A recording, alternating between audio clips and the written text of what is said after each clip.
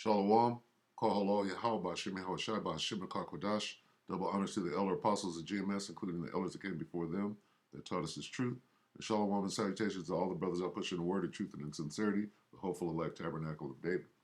All right, I'm the brother Yeshua. I'm back with the WW3 Daily update. We're going to keep it real short.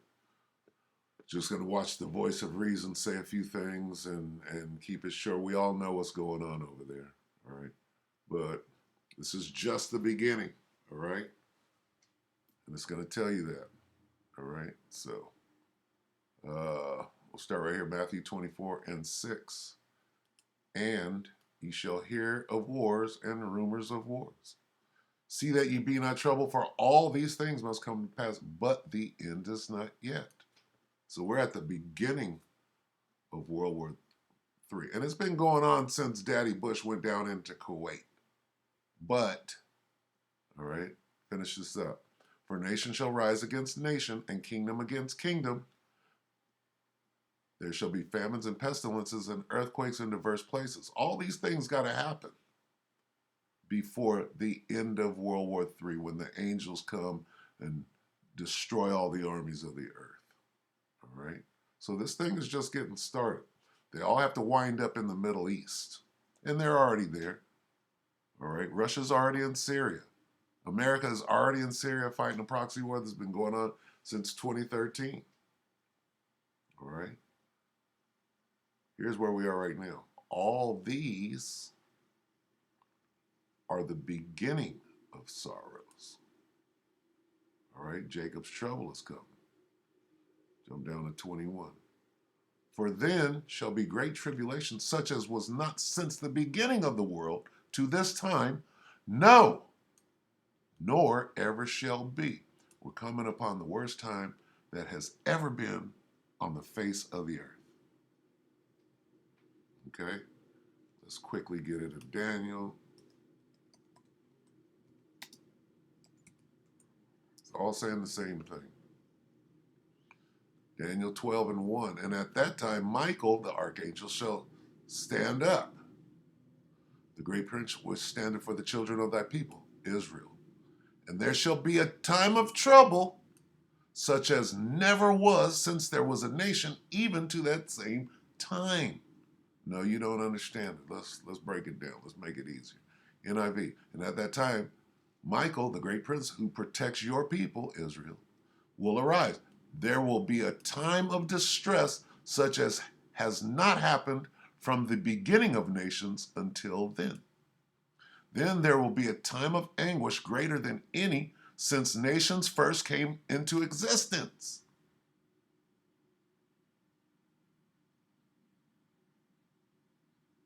Got it? The time we're coming into right now. You talk about hell on earth. This is going to be worse than hell on earth. Okay? One more. It has this time has a name.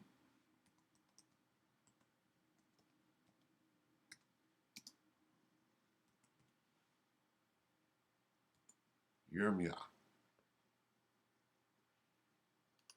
It's Jeremiah 30:7. Alas, for that day is great, so that none is like it. No other day will be like the day that we're in, the time that we're in.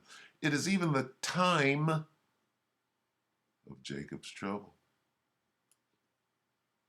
But he, who is he? The elect of Israel, shall be saved out of it, so that none is like it. What time is that? It is even the time of Jacob's trouble. All right? That's where we're at. Shit is about to get real bad. Ask these people over here in Ukraine right now, and the people in Russia, right? And that's going to spread all the way through the world. And this third world war is just going to continue to grow. All right, so this is Military and Foreign Affairs Network, February 25th, which is today, Russia-Ukraine War, Day 2, Part 1. And welcome to another edition of the Military and Foreign Affairs Network. I am your host, the voice of reason. Today, February 25th, 2022, we are continuing our coverage of the ongoing war between Ukraine and the Russian Federation. So a lot to cover today. We're going to try to get through as much as possible.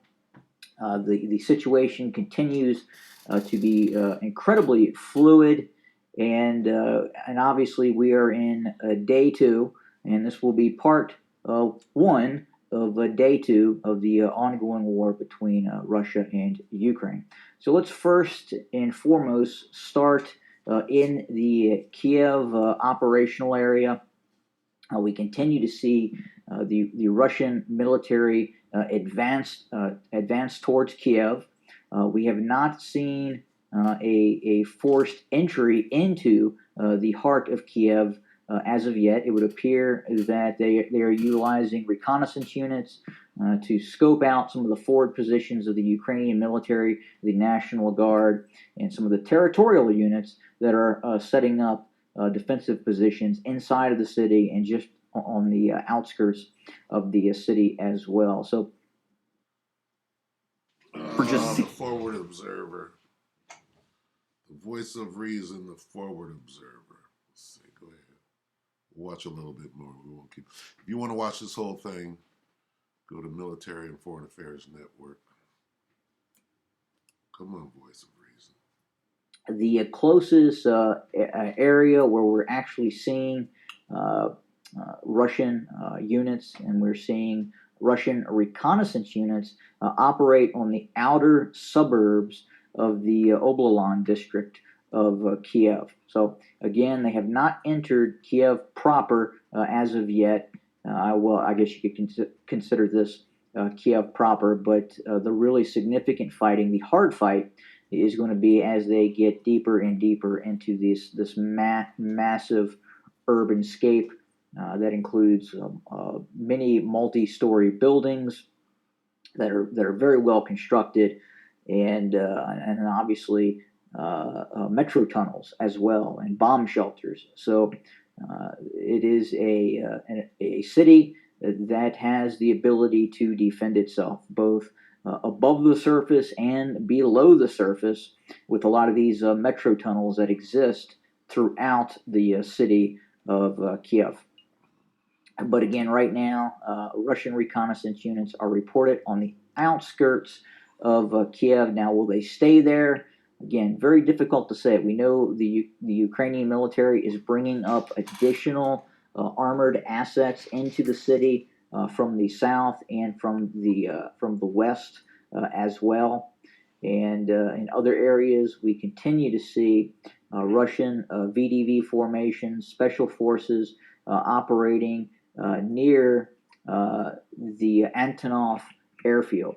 Now, we had talked about before how initially the Russians had taken control of the Antonov field. It was then reported that the Ukrainians had counterattacked.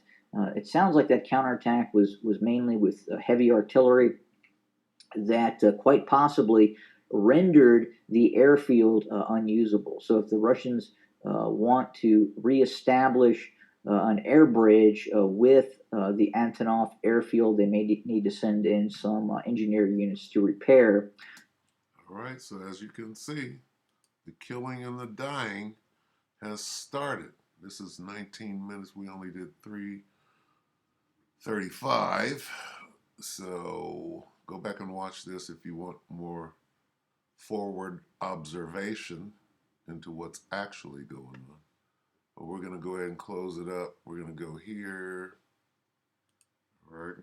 Let's go to Revelation real quick. Revelation 11. And 14. The second world war is past. And behold, the third world war cometh quickly. The third woe. Okay. Let's go back. Let's go here. 10.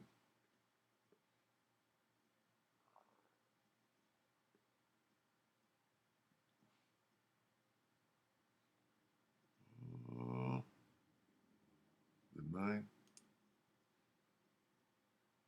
It's 8. Okay. This is Revelation 8 and 13. And I beheld and heard an angel flying through the midst of heaven, saying with a loud voice, Woe, woe, woe. World War I, II, and III.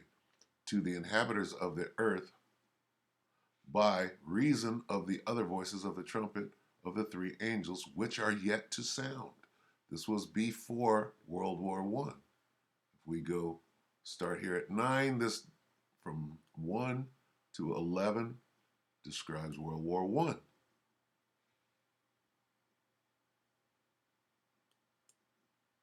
Revelation 9 and 12. One woe, World War I, is past, and behold, there come 2 woes more hereafter. Okay? Now, when we get to 11,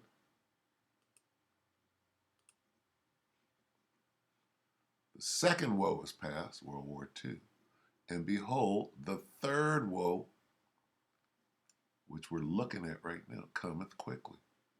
All right, so with that, we'll see you next week. This is the last one for this week with the daily World War III daily update. We'll see you next week. We hope that the elect were edified. Shalom.